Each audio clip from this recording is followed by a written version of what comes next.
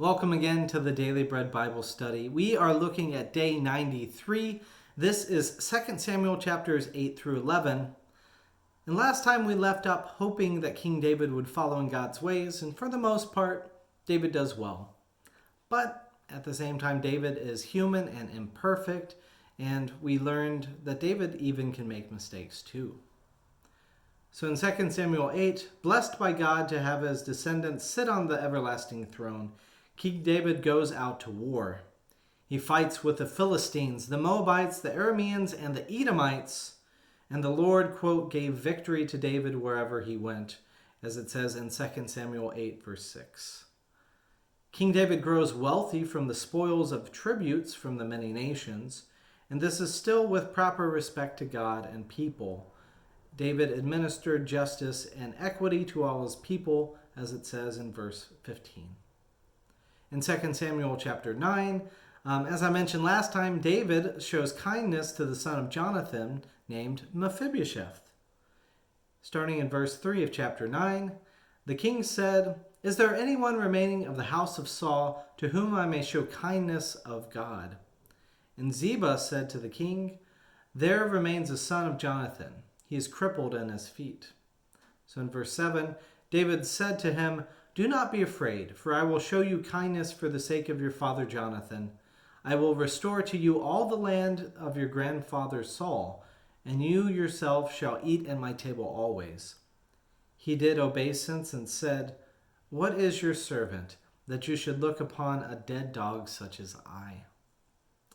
Mephibosheth, the one who feels ashamed because of his unresponsive legs, and his name is connected with the idea of shame, he thinks his value is connected to his physical capacities. He sees no reason why King David should honor him. Yet David extends him kindness because David knows his own humble beginnings as a shepherd boy, and that it is the Lord who blesses anyone. Additionally, King David promised to keep Jonathan's request in 1 Samuel 20, verse 13. "May the Lord be with you as he has been with my father. If I am still alive, show me the faithful love of the Lord. But if I die, never cut off your faithful love from my house, even if the Lord were to cut off every one of the enemies of David from the face of the earth." David's love for Jonathan is expressed in his love for his son Mephibosheth. Mephibosheth lived in Jerusalem, for he always ate at the king's table. Now he was lame in both of his feet. So may you find a way to honor those who you have loved, even after they are physically removed from you. May this story of Mephibosheth and David's honoring of him, that's one of the beautiful things that King David does. In 2 Samuel chapter 10, we see that the Ammonites have a change in leadership when a son inherits the throne. King David sends a group of men to offer consolation to the Ammonites, which is received with suspicion, as it says in 2 Samuel chapter 10, verse 3. "Do you really think that David is honoring your father just because he has sent messengers with condolences to you? Has not David sent his envoys to search the city, to spy it out, and to overthrow it?" Now with malice in his heart, King Hanun of the Ammonites dishonors David's men, as it says in 2 Samuel 10, verse 4. So Hanun seized David's envoys, shaved off half of the beard of each, cut off the garments in the middle of their hips, and sent them away. The men are literally left half naked, traveling back in shame. King David is rightly upset and sees he went too far, and the Ammonites gather allies to fight the Israelites. Mercenary Arameans, the king of Ma'akah, and the men of Tob gather on one side of the Israelites, while the Ammonites sandwich them from the other side. The surrounded Israelites release control to God, saying in 2 Samuel 10, verse 12, "Be strong, and let us be courageous for the sake of our people, for the cities of our God, and may the Lord do what seems good in him." The Israelites fight on both sides and are victorious on both fronts. The Arameans retreat and gather again, and King David then brings more forces from Jerusalem as reinforcements. The Israelites again defeat the Arameans and make them subject to them, and the Arameans are afraid to help the Ammonites anymore. In 2 Samuel chapter 11, with all the successes of Joab leading the Israelite army, King David decides to take it easy in Jerusalem. He has made some good decisions with Mephibosheth. He is ready to just sit and relax after victory in battle. So he looks out over Jerusalem from his house. And being higher than the other buildings, he can see the area around.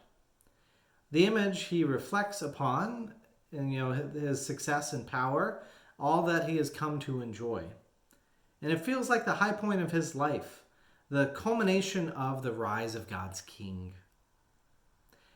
And in many ways it is, because from this point on out, we will see that he is on the mountaintop.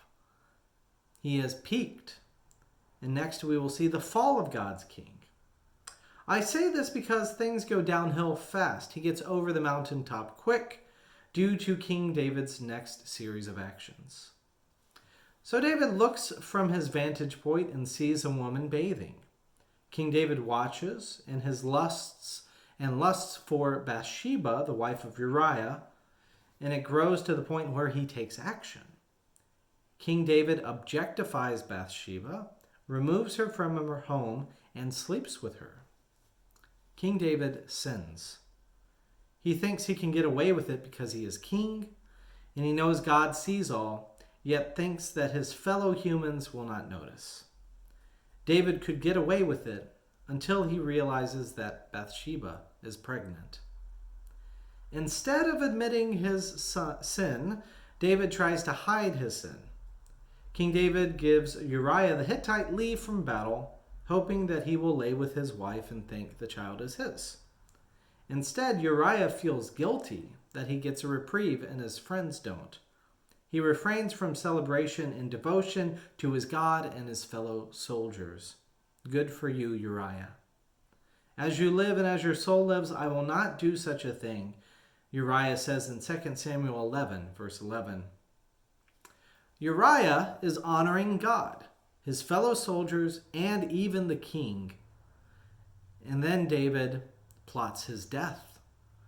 The king orders his commander Joab to lead an aggressive charge against the city, then retreat, leaving Uriah to die at the hands of enemies. King David sends an elaborate plan and even stages a reaction for Joab to perform.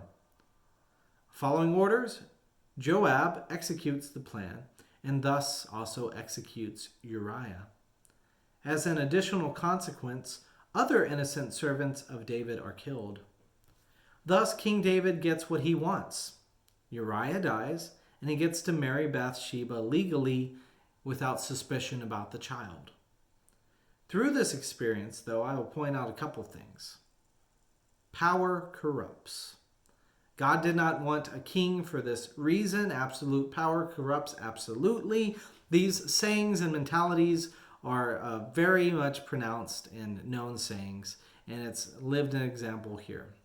This power that King David came to have corrupted him. And second is even more true. Even God's faithful David is a sinner. This is an example where God's anointed, right, which is another way to say God's Messiah, the one who has God's blessing upon him. This example of King David is a sinner. Now, for Christians, we have a problem saying, Jesus is a sinner, and we think of Messiah differently, but literally the anointed one here, David, is a sinner. And then chapter 3, lusting after and objectifying women leads to dysfunction. So treat women with respect, treat your partner, treat anybody that you have a desire for. Be respectful of other people's bodies, their souls, their person, and just in general, be respectful to the relationships that other people had and not be just focused on taking things for yourself. So Anyways, we will look at the fallout from David taking Bathsheba next